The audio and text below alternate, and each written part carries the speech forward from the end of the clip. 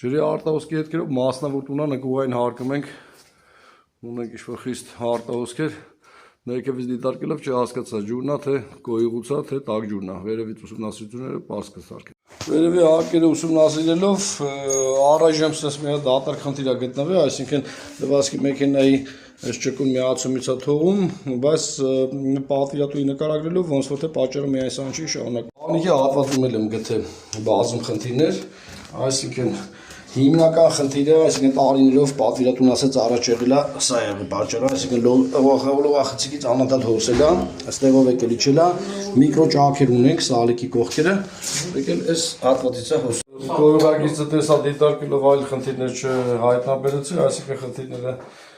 սալիկի աներմետիկություն, այս լողախցիկի հանգուցային միացումը, որը սալիկը ամբողջովին բաց է, հիմնական խնդիրը ժամանակի ընթացքում սա է եղել, լվացանի մոտ էր հոսում ու լվացքի մեքենայի հետևի ճկուն միացումներ խիստ